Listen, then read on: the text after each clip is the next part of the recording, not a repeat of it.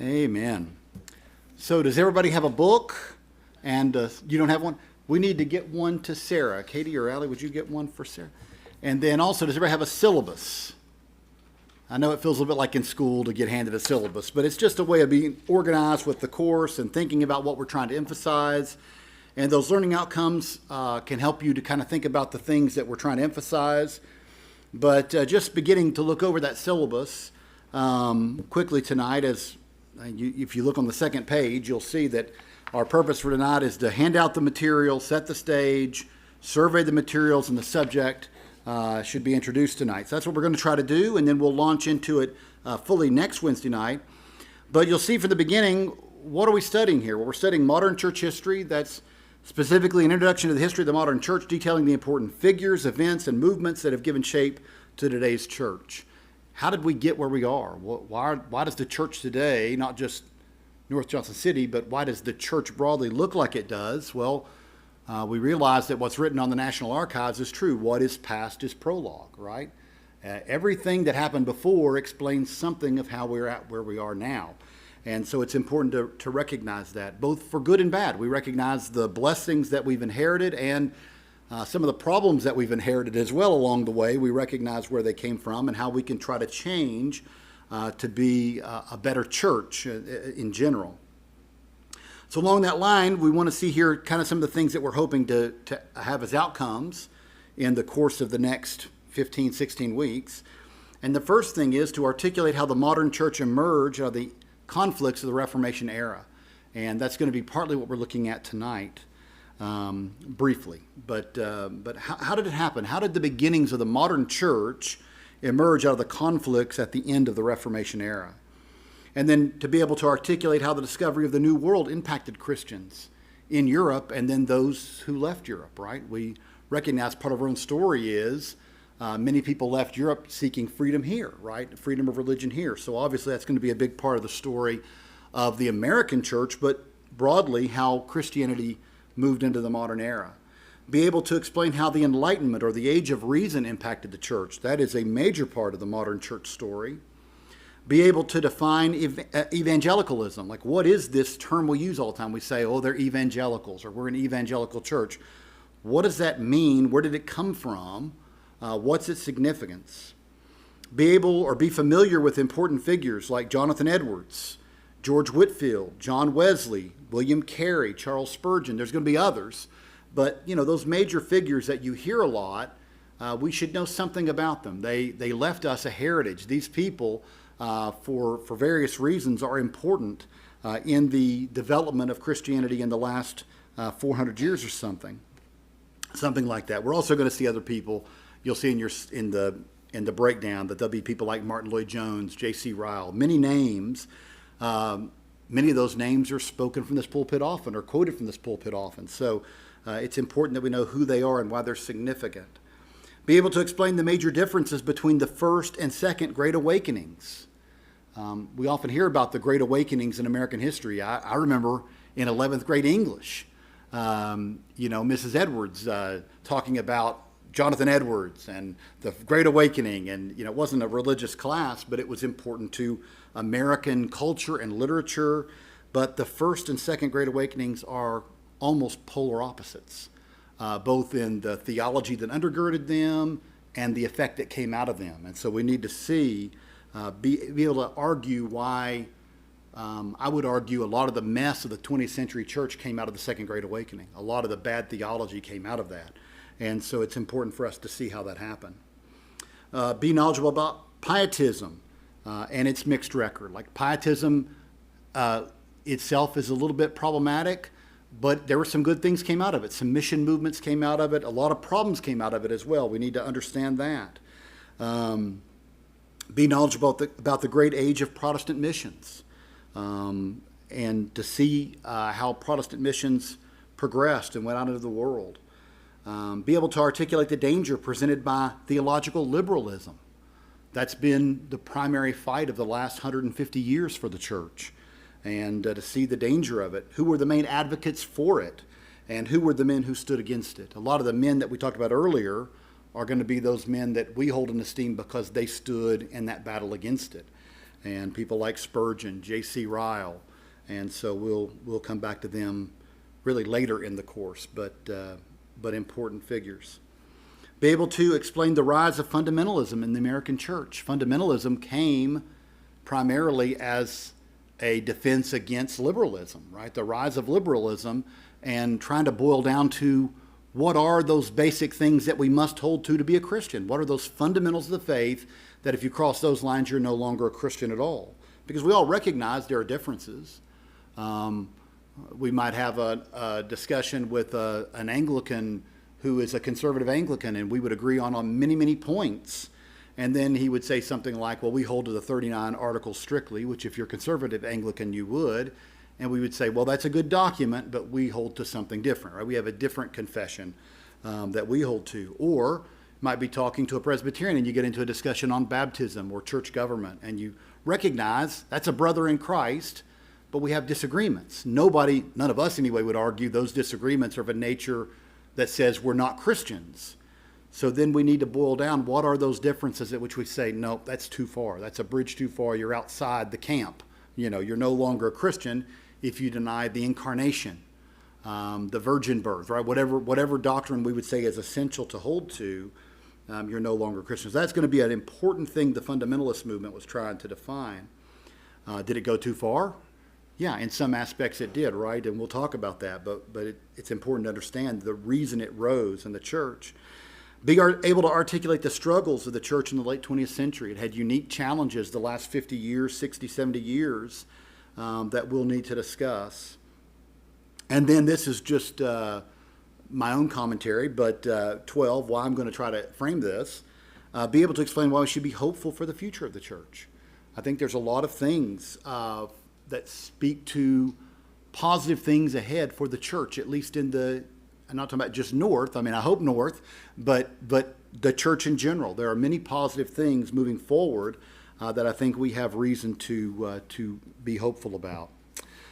The main book you have in your hand, A Glorious Institution, The Church in History. I've said this many times. This is not the most stellar history book available. What it has going for it is Chapel Library puts it out, and it's inexpensive. And that's just the reality, right? When you're buying books in a church context, I can point you to many textbooks that are great that I used in seminary, for instance, that are $60 a piece, right? So that gets a little prohibitive. These books have that advantage. It's a summary history. You can see it's very short. It's written by a Baptist historian at a very common level. It's often recommended for Sunday school classes and so forth. So it's a good starting point. We'll come to that, circle back in a moment to it being a starting point. All right, so there's your book, and we're in the second half of that book. It covers both the Reformation and the modern church. Just a real quick breakdown to see where we're going. The questions or the points of emphasis already directed us this way, but I want to see it here as we look at the schedule so we kind of know where we're going. Today we're going to do what we're doing right now, surveying the material and so forth, and then we're going to introduce the subject by looking backward to be ready to move forward next week. Next week, we're going to be looking at a new world, obviously, that we know what that's about, exploration, opportunity, challenges in America as people began to come here, both as explorers, economic opportunists, and people coming for religious purposes. It's a new world and a lot of new opportunities. The next week, August 20th, we'll be looking at the attack of reason. I worded that very deliberately. It is the age of reason or the Enlightenment, but the Enlightenment wasn't just an innocent movement, right? The Enlightenment was an attempt to overthrow the church. And we see that in France in particular, where they took over the cathedrals and either repurposed them or, like Notre Dame during the Enlightenment was, during the radical parts of the Enlightenment, during the Revolution, was rebranded as the Temple of Reason. And it was a humanism cathedral for a time. And so you'll see that we call it the Enlightenment and its radical children because it goes to some pretty surprising places and was a true challenge for the church. We would say more so, you could say directly it was confronting the Catholic Church because the French hierarchy was largely Catholic. But still, the Reformed Church or the Protestant Church itself had to deal with the Enlightenment for not just the period of the Enlightenment, but the after effects of it for many years afterwards. We come then to the rise of evangelicalism, its origins and movement. Where did this evangelical movement come from? Well, it came out of kind of the end of the Puritan movement and kind of a crash of popular piety. And so we'll see that. The First Great Awakening, we moved to this continent, although the Great Awakening was on both sides of the Atlantic.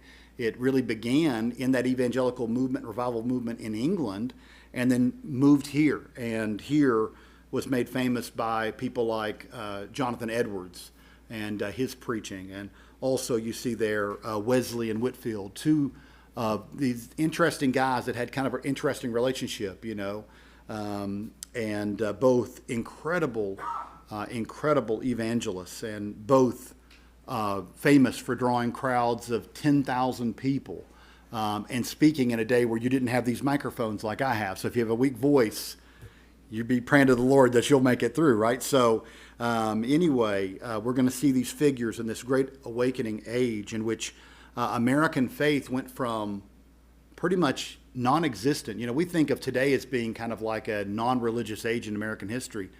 Actually, before the Great Awakening, it was much worse than now. And largely the American population was moving certainly in the elite circles, moving anti-Christian. And so it's going to be an interesting time to look at. That changes things dramatically, the First Great Awakening. And then we're going to look at what goes back on in Germany. What happens to Lutheranism a couple hundred years after Luther? And we're going to see that there's an emergence of Pietism as a new movement within Lutheranism as an answer to maybe people feeling that Lutheranism had become kind of a stale, rote, memorize your catechisms, memorize your answers, memorize your Bible verses, and people saying, where's the heart in all this? And so Pietism arose as a response to that and has many interesting effects. I mean, missions goes out and all that, but it becomes unmoored from those foundations that the catechisms and confessions were meant to give. And so we'll come to that. And then the disastrous Second Great Awakening. I don't guess I'm leaving you in suspense on what I think about that. Revivalism ran amok, and that's how I would describe it. You begin to see new ideas on how you reach people and what it means to reach people.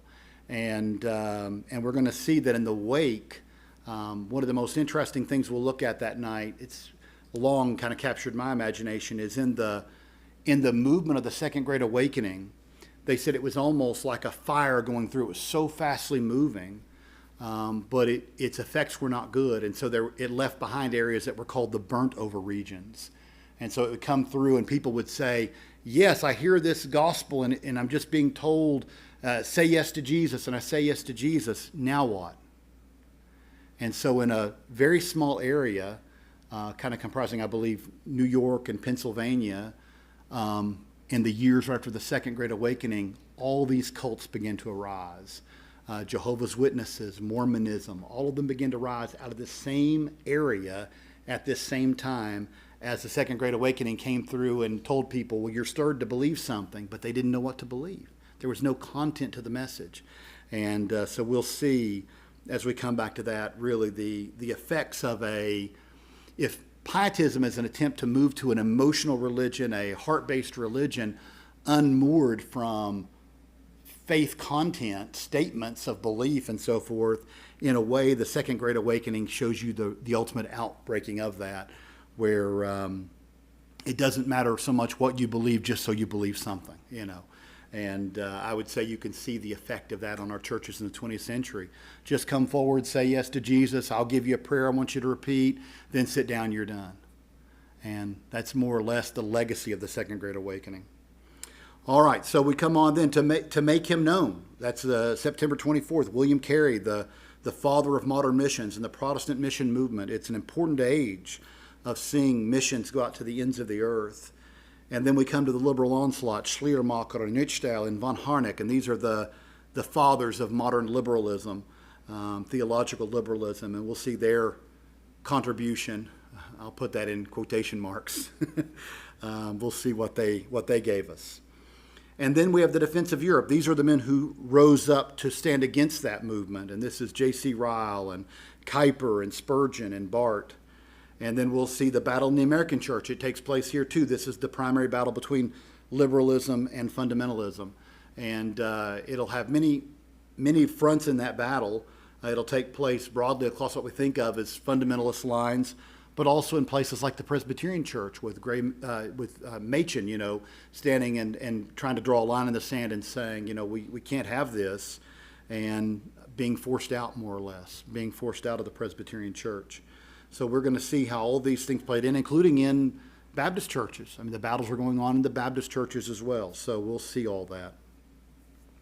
Then repackaged rivals. This is the 20th century. Materialism, communism, fascism, secularism, all the battles of the 20th century, primarily in the first 3/4 of that century, are nothing new. It's just a repackaging of old ideas. They seem new to us in the moment, but they aren't new. And we'll see when we get there. I could start and steal my thunder from that week, but October 22nd, we'll get there. And then we're going to look at modern Catholicism. So Catholicism will kind of cover the entire modern period for the Catholic Church. It's a really interesting period of time because there are tremendous struggles for Catholicism. And in the last 150 to 200 years, there was a real attempt to shore up the foundations, to allow themselves to make arguments that they have a place at the table.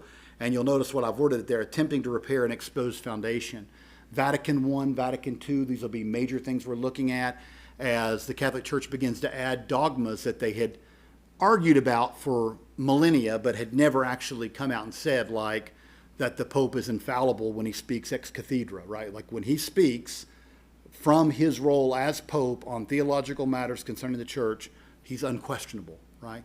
This was something that had been debated for 1,500 years, and generally the Church said no, right? We don't buy that. In fact, there was an entire period where they overruled the Pope and said only church councils matter, and that was before the Reformation. We looked at that about a year ago, but anyway, or I guess that was 2 years ago. Is it in the late medieval period? So anyway, again, you'll see that they finally shored this up, and there's a political reason it got shored up, and you'll see that. And then Vatican II just continues. They continue to add dogmas that had always been iffy, and now, for the first time, they say you believe this or you're not in good standing with the Church. So you'll see here that this is an attempt to kind of reshore up the foundations for Catholicism. All right, then we have recent battles and battle lines, late 20th century developments. That's our lifetime for most of us. And you're going to see battles that began, and maybe we didn't know about them at the time, but battles that have formed the church today. Like, for instance, one of the books that you'll see on your list on here, Evangelicalism Divided. I grew up in Southern Baptist churches where Billy Graham was the closest thing we had to a pope. But you didn't realize that there were battles going on within the church on some of his methods, right? And were they good methods or not? And so Martin Lloyd-Jones and him square up in the ring as we come to that week. And Billy Graham was like, let's lead them to Christ and we'll put them in whatever churches we can get them in, and that'll be better than if they're in no church at all. And Martin Lloyd-Jones says that's absolutely not true. Right? If they're in a bad church, that'll do more damage than if they're not in a church at all. And I think if you read that book, you'll see why Martin Lloyd-Jones was arguing that and why he didn't feel that Billy Graham should be working with like the Anglican Church in his day and that sort of thing. But there are battle lines that are happening up through the 70s and 80s that we're going to be looking at that are important in defining where the church is today. And then November 12th, our final week, I'm looking here to just make an argument for what is the legacy of the modern church, the contemporary church in our day. What is the legacy of it? What are the things that define churches today broadly? And I think we'll see that there's a lot of things that are questionable that we would say define the church broadly today. But there's a hope for the future, because I think for the first time in many, many years, people are saying we need to think about these things. Investigate these things, ask what is important, what should the church be, and just because we come up with a new idea doesn't make it better than what our fathers and grandfathers and great-grandfathers did, said, and believed. So all those things are things we'll look at in this as we come from like the mid-1600s, and I guess even today we're going to be back in the early 1600s, all the way through somewhere around the turn of the millennium there at 2000, somewhere in there, and even thinking ahead. So lastly, before we begin kind of a real quick review, you'll notice on the third page there are some resources. Now, the top half of that list are books that are in our library right now, and they all relate to either the topic broadly that we're going to be looking at here in modern church history, or they relate to maybe an individual week. Like the Combus Long Revival, that's the third book down. That's going to be very related to the beginning of evangelicalism, okay? And Christianity and Liberalism by J. Gresham Machen, that's going to be very connected to fundamentalism and liberalism in America. And so there's certain books there that if you really want to learn, they're going to be maybe more specific. I just mentioned Evangelicalism Divided right there.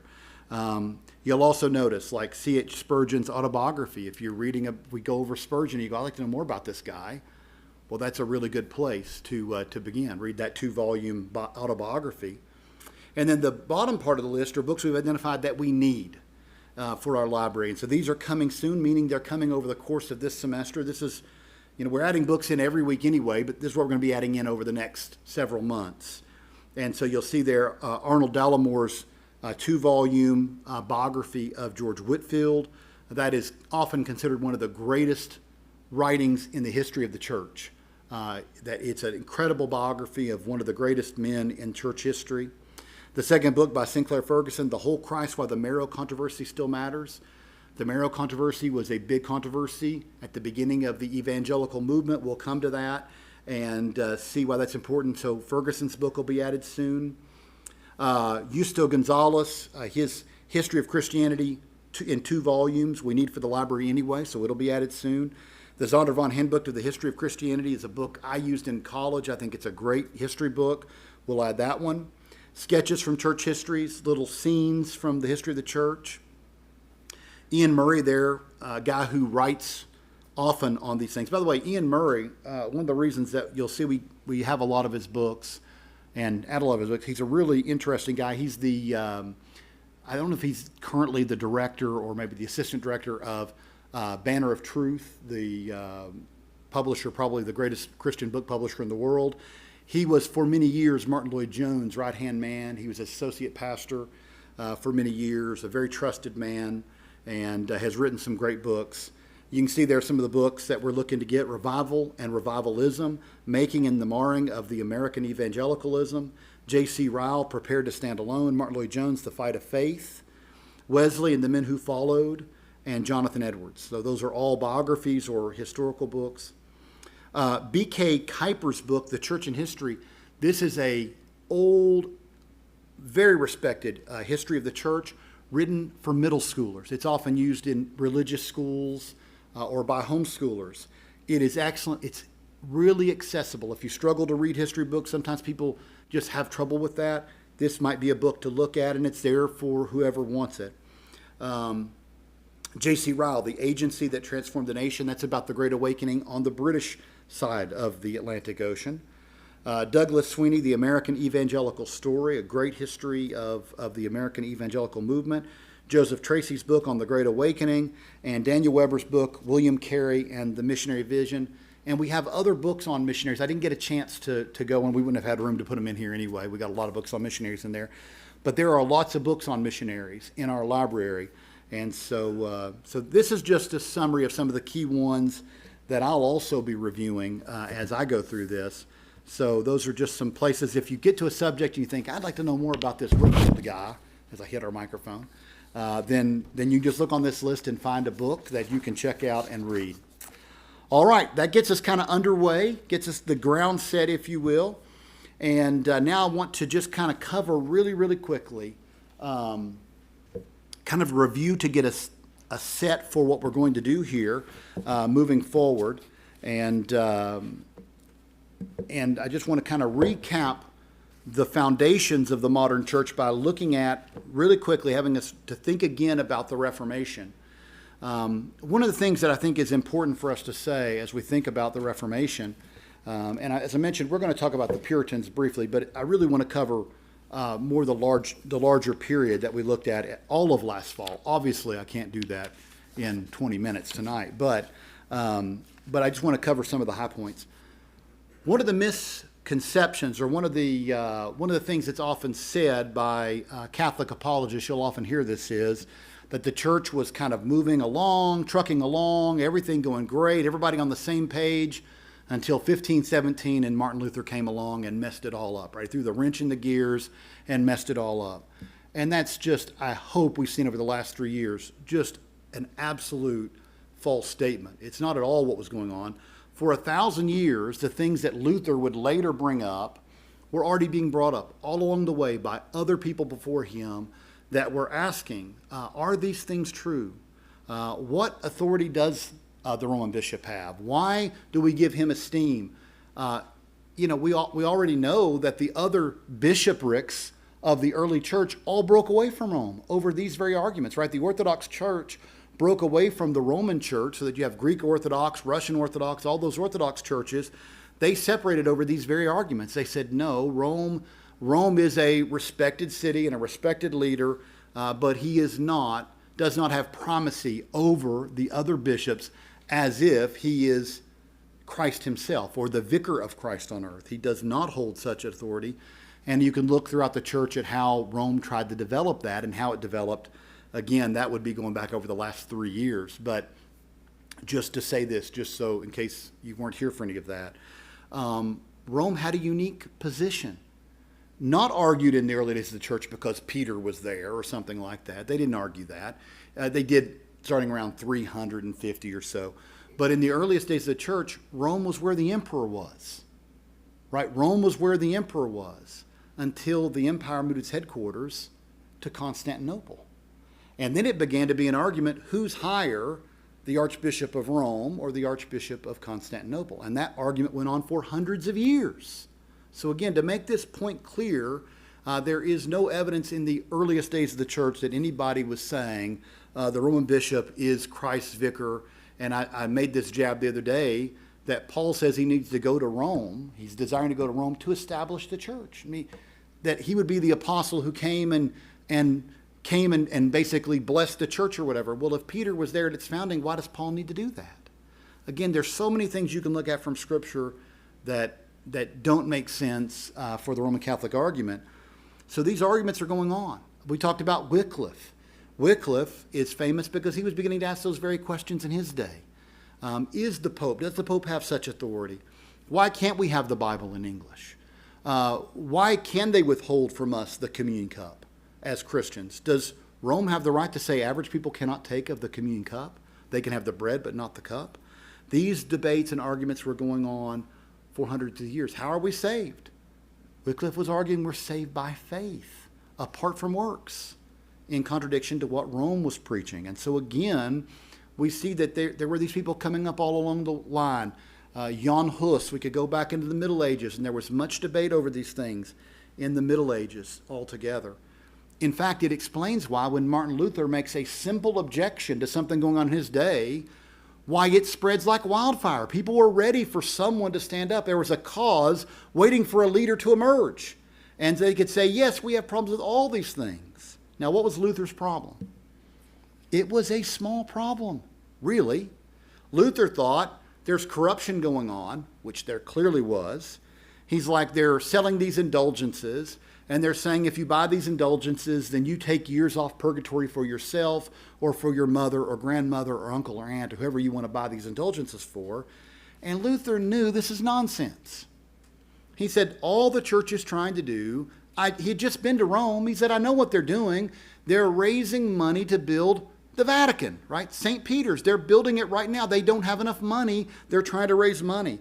And they're swindling widows and other people out of their money. And so Luther began to preach against it.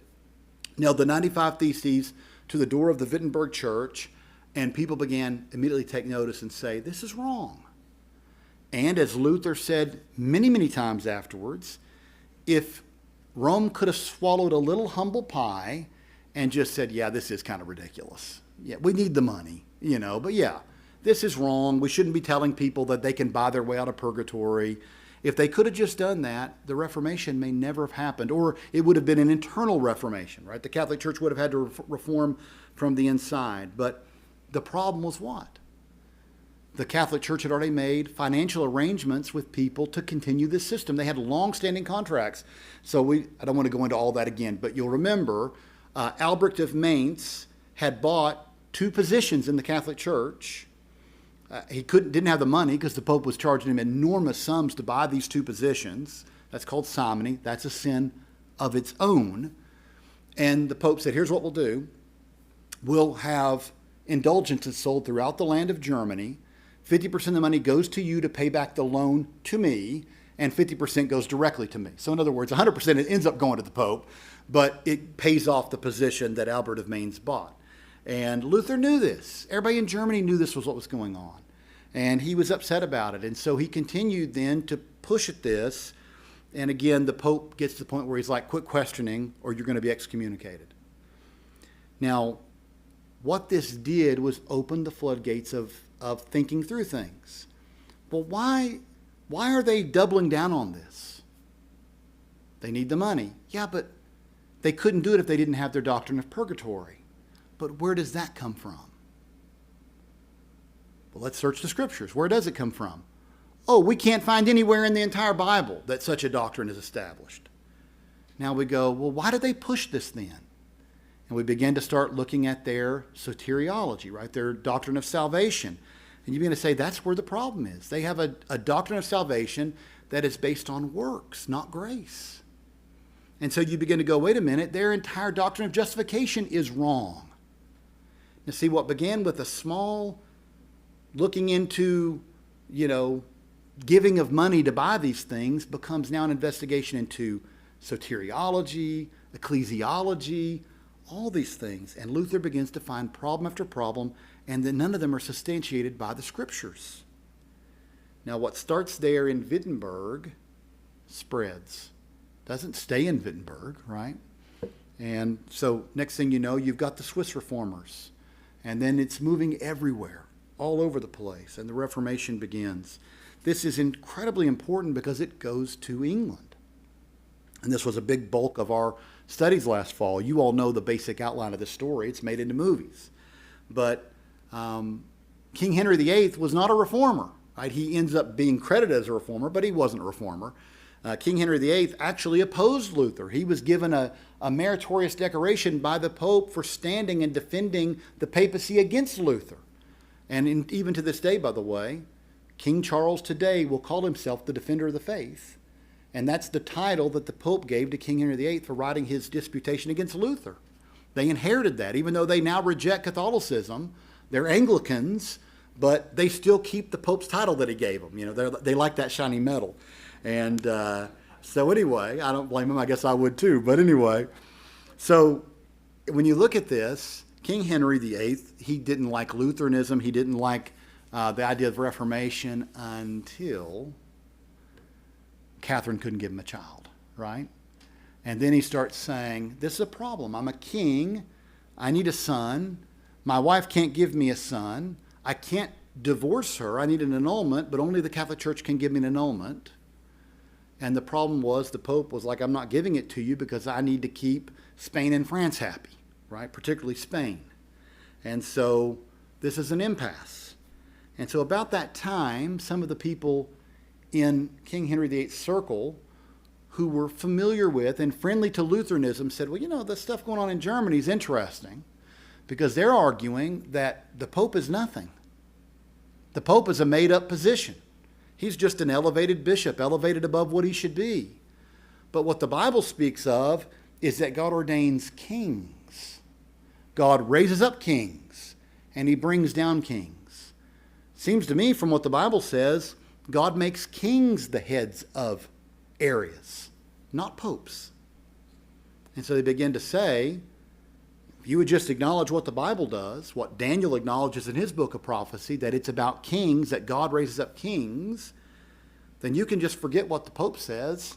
We can start our own church in this realm, since it's your job to oversee the religious matters of England, and we can get rid of Catherine and all that marriage, and then you can marry this young, attractive woman that he was interested in, that he thought could give him all the children that he wanted. We know how this story ends, right? Wife after wife, problem after problem. and comes to the end of his life and has a son. Finally, that can take the throne, only he's sickly. He doesn't last long. If he had lived, of course, we recognize all these things are in providence's, God's hands and through providence. If he had lived long, he was a true reformer. His son Edward was a true reformer, a true evangelical, as we would later define it. But he didn't live long. He tries to make his cousin, Lady Jane Grey, the Queen of England. She lasts a handful of days, and then Mary comes to the throne, tries to bring Catholicism back to the realm. Now, why is all this important? What we're seeing is a roller coaster ride, right? Up and down, up and down.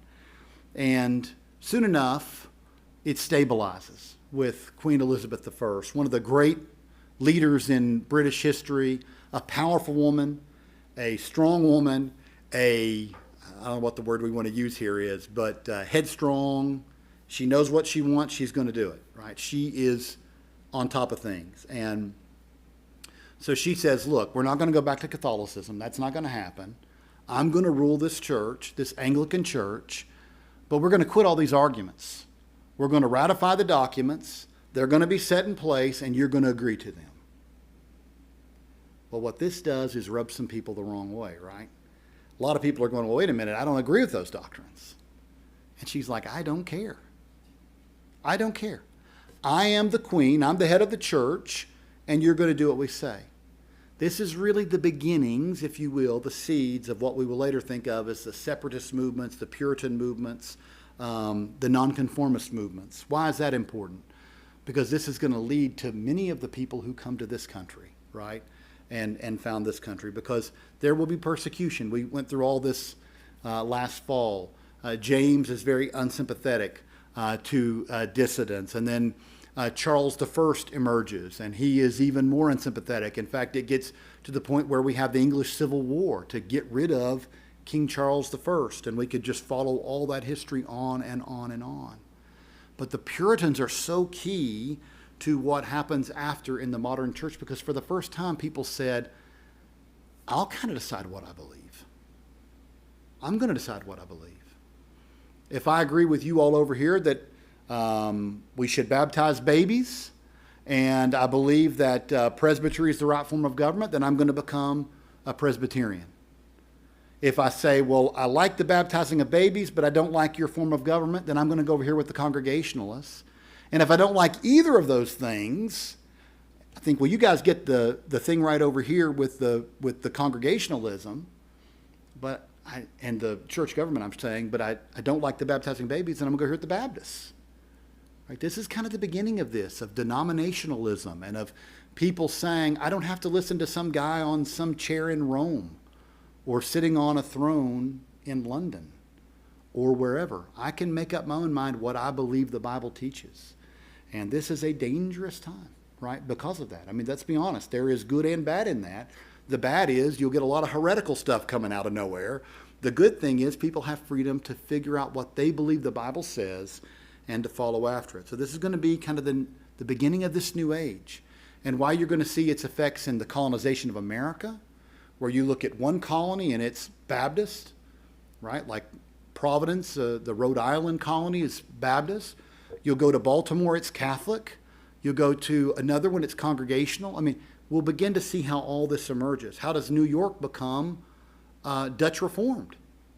Right? They've got to get out of their land, so they come and found New Amsterdam, right, in what is now New York. So again, Quebec founded by people who are leaving France. So you're going to see all these things develop out of what begins with these movements of people saying, we want to worship as we believe the Bible tells us to.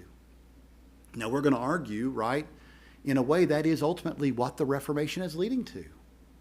Because the battle of the Reformation, and by the way, Catholic apologists to this day say, an evidence that you Protestants are wrong is that now you have 48,000 different denominations or whatever.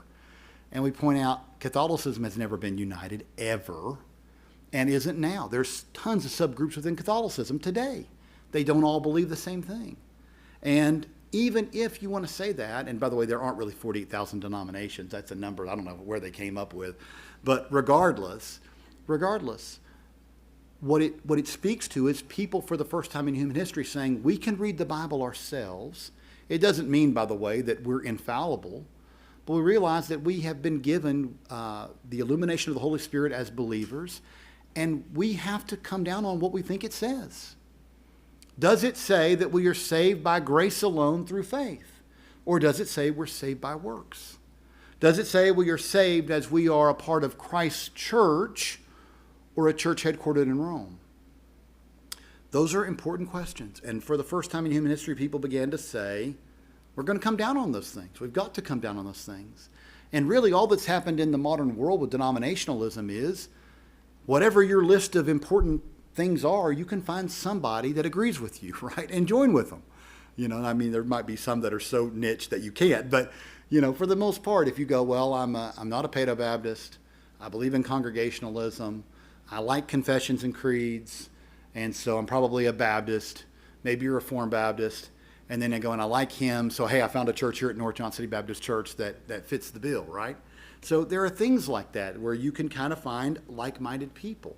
And in some ways, it's helped cut down on conflict. So that's an important marker in the movement into the modern church. As I said, for good and bad. For good and bad. Everything in history is for good and bad, right? There's always negative effects to anything. But we're also going to see a second thing that I want to point to tonight, which is another event that takes place in this period, kind of at the end of the Reformation, that's really important as we would think about moving into modern history that is important. You'll remember there was a lot of warfare and battle in the realm of Germany during the Reformation because, Luther came in and upset the balance of power, and certain princes kind of agreed with Luther. They were like, yeah, we've never understood why we owed Rome anything. We send a lot of money to Rome to build their buildings and highways while our people here suffer. And so many people, for the first time, princes began to say, we're kind of with Luther. And you remember, Luther was hidden from the Catholic Church by a prince in that very same way. So it was beginning to be war. And there was a lot of problems, a lot of death in those early days. And so in 1555, they came up with what's called the Peace of Augsburg. Augsburg, a very important city to the Lutherans. And they have an Augsburg Confession and so forth.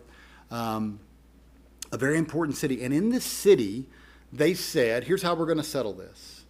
The prince of the realm will decide the religion of the realm. So in this part of Germany, if he's a Catholic, it'll be a Catholic territory. If over here he's a Lutheran, it'll be a Lutheran territory. And this seemed pleasing to everybody because you could move. If you had some mobility, you could move to a Catholic area if you wanted to, or move to a Protestant area if you wanted to, specifically a Lutheran area. But there's a problem here that no one ever thought of. Catholics and Lutherans aren't the only two options, right? You've got in the same area a movement of what we would call like the Calvinistic movements, right? So the Swiss Reformed, the Dutch Reformed, and so forth. You've got these people all in the German area too, and they're not accounted for. And they're saying, where do we go? We want to worship as well. And so there begins to be some princes that say, well, we really side more with the Calvinistic or Swiss Reformed, and so we're with them, or the Dutch Reformed, or whatever it may be. And so there began to be conflicts again. The Catholics began to feel like they were losing their territory to the Calvinists. So they said, okay, this is a breaking of the treaty. We'd agreed that the Catholic areas would stay Catholic and the Protestant areas would stay Protestant. That isn't what was agreed to. What was agreed to is the prince would decide. But the Catholics were trying to say, this isn't what we agreed to. We're losing territory. And so they began to get very upset about this. And so over time, there began to be renewed conflict. And so in 1618, the other great factor leading into the modern age is the beginning of the 30 Years' War. And maybe you remember that from history class, the 30 Years' War, an important war in the history of Europe, the mainland of Europe. One of the things that you've got to remember all the way back to medieval church history to understand this is a man named Charlemagne emerged, Charles the Great, who was made the Holy Roman Emperor. And, we've talked about this many times. That empire was not holy. It wasn't fundamentally religious. It wasn't Roman. It was more Germanic and Frank. And it wasn't always an empire, right? So it's kind of an oxymoronical thing, but it had power at times. And Charlemagne certainly had power. Charlemagne had power even to bully the Pope if he needed to. And so we see there times where the Pope played second fiddle to kings and earthly rulers. That often happened. And so over the years, the Holy Roman Empire got weak or got stronger. These sorts of things would happen. At the time that this 30 Years' War began, there was a man named Ferdinand II, and he was first made the king of Bohemia. This is important. Bohemia had always been a reformed area, a reformational strong point, even back to the days of Hus, remember. Jan Hus was a preacher in Bohemia. He was one of the forebearers, if you will, or the people who came before Luther and about 100 years before and was preaching the Reformation. And so it was a Protestant area by conviction, a largely Protestant area. And now Ferdinand II, who is a Jesuit-trained leader, right, grew up in the Catholic Church but was trained by Jesuits, very radical in his Catholicism, is made the king of Bohemia, and then shortly thereafter elected the Holy Roman Emperor, which that's how they did it, by election of all the electors. They would call them electors. You may remember in Luther's story, Frederick the Elector. Those were the men who could elect the Holy Roman Emperor. So he's made the Holy Roman Emperor, and he decides, I want the Holy Roman Empire back. It's being marred by the fact that some of the territory that should be part of the Holy Roman Empire is now Lutheran and Protestant, and we don't like that. So he began to say, we're going to have Catholicism back through all the territory of what once was the Holy Roman Empire. Well, the Bohemian nobility didn't like this at all. They were very committed to the cause of the Reformation. And so they said, while he was out of town, we're just going to replace him. So they go up and get one of the German princes and say, we would like to make you our king. And so his name was Frederick, Frederick V, I believe. And they said, we want you to be now the king of Bohemia and rule over us. So that by the treaty that was signed many years earlier, right, we're now a Protestant area because we have a Protestant king. Because they realized whatever would happen to the Holy Roman Empire, because their king was Catholic, now Bohemia would be Catholic. And so they said, we'll fix this. We'll boot out the king. We'll replace him with the king of our choosing. And now, and Frederick was a reform-minded king, prince.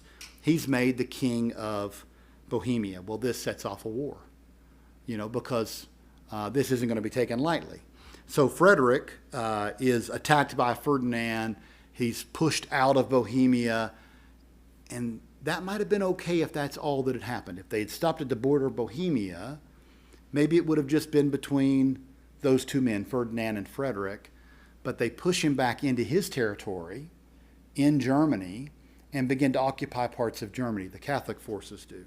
This is really important to realize. We don't have time for all this, I know, but during the period of the Augsburg Peace, because of these feelings that the peace was threatened, the Catholics made a military league of all their members, a kind of joint army, and so did the Protestants. Well, the Catholics now were using their league of soldiers to push Frederick out of Bohemia, and they pushed him up into Germany, into what then was a Protestant area. And immediately the Protestant League says, now you've gone too far. And so they sweep down and attack the Catholics, and this is now, the war is fully engaged. Now, this battle goes on for guess how long? 30 years. Yeah, 30 years. And it's estimated in the center of Europe here, between 5 and 8 million people are killed. 5 and 8 million, somewhere in there. The estimates vary, but that's generally the range given. They are killed. In this time, a lot of interesting people arise. King Gustavus Adolphus of Sweden becomes a leader of the Protestant movement, a great champion. He's killed in battle, kind of lionized. But what eventually happens is something of a stalemate. And you see these things happen, right, in war. You can think about, like the Korean War. We get to a point where we don't seem to be able to push into North Korea very easily, and the North Koreans can't really push into South Korea very easily. And so there's a stalemate. And so it usually turns to negotiation. Well, what's happening here is the Catholics, no matter how many times they try, they can't push up high into Germany, and the Protestants don't have the strength to push down south out of Germany. And so there's a bit of a stalemate, and millions of people are dying, And so they come to a point of saying, we've got to find a solution to this. Now, the Pope doesn't really want a solution, right? He's like, keep fighting until they submit, right? That's his goal. But for the first time, cooler heads in the regions begin to say, it doesn't matter what he says. Even amongst the Catholics, it doesn't matter what he says. We've got to find a way to work this out. And so they came up with the Treaty of Westphalia, or the Peace of Westphalia. And in this agreement, what they said was, okay, now not only will we have the prince somewhat deciding what religions will be in the region, but we're going to try to argue there should be a peaceability amongst the people in that region, so that if it's a Lutheran region, Calvinists can live and worship there. Catholics can even possibly live and worship there. It's the first time we see a beginnings of something like some manner of religious freedom in the Germanic areas.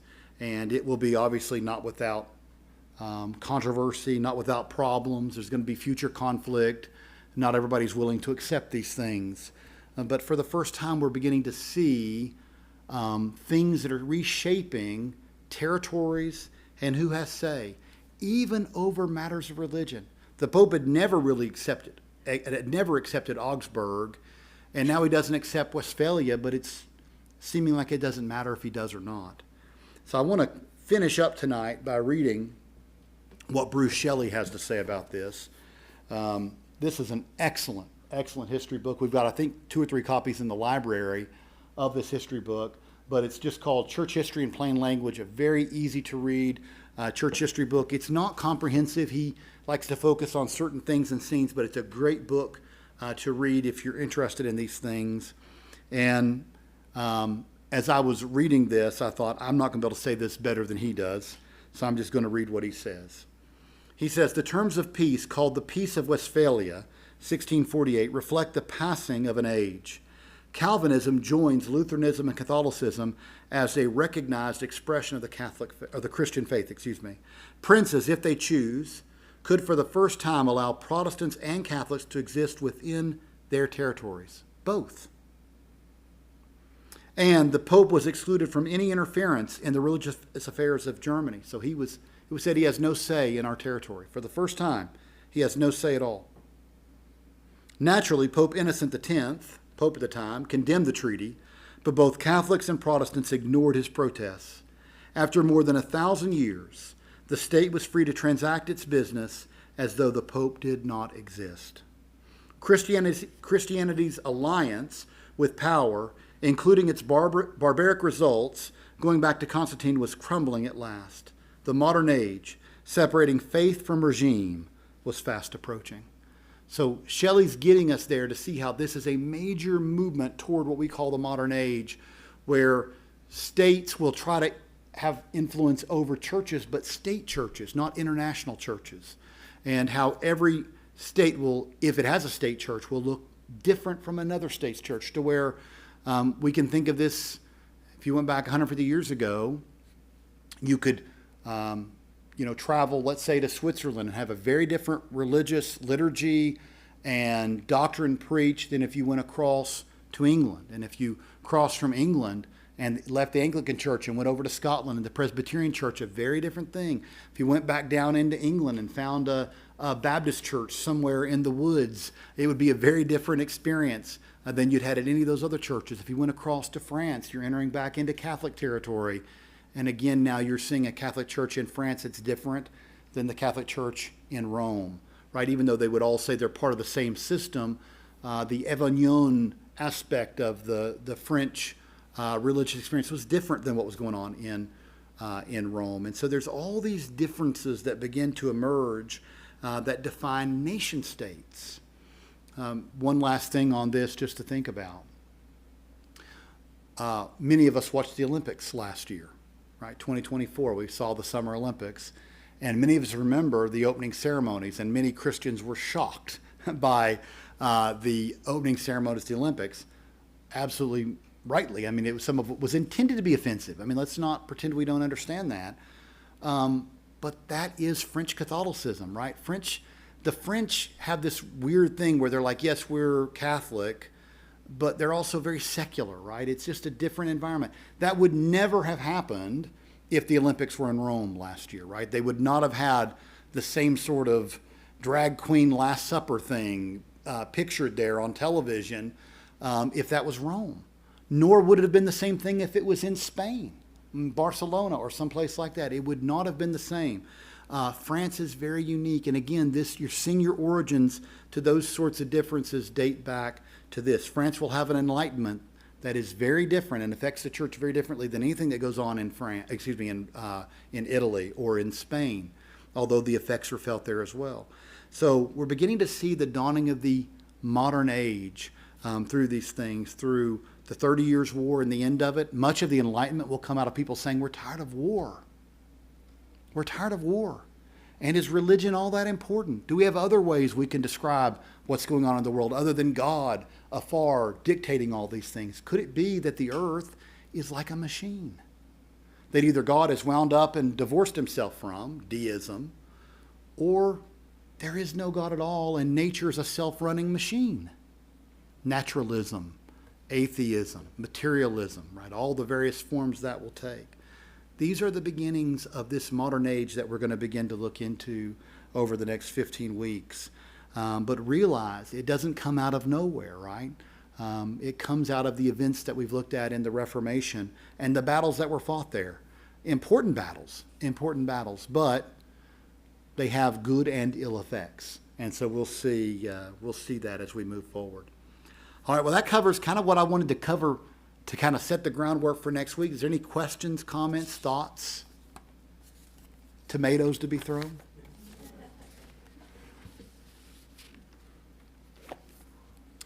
We're going to find ourselves along the way here. Where did Baptists come from? We're going to do a whole course on Baptist history in the future, so I'm not going to belabor the point during this, but where did Baptists come from? They come out of the same chain of events in history and trying to figure out what is it we believe. You know, do we agree that, well, we don't have to get into it, but you get my point. That's our story too. And so it's important that we think about it and know it. All right. Any questions? Is there a page assignment? Yes. So for next week, since we'll be looking at the kind of the New World, I had my place mark in it and I pulled it out foolishly without realizing I had it in there for a reason. Chapter 16, Christianity Comes to the New World. And that's a good opportunity also, thank you, Sarah, to mention that we're not going to follow the book in order. If you've been here for the previous semesters, we haven't done that either. I just think a little differently than he does on the way it should be ordered. And it's my prerogative as I guess teaching it that I can do it a little differently. But we'll make sure you know the chapters and can look at it. And a lot of what we're going to be looking at is more familiar to you probably than previous classes because we study American history, right? We know about some of the reasons people came here. And so you'll already be kind of well versed with some of it. But I pray that we'll see how courageous those people were that came here, how they did desire to be able to find a place.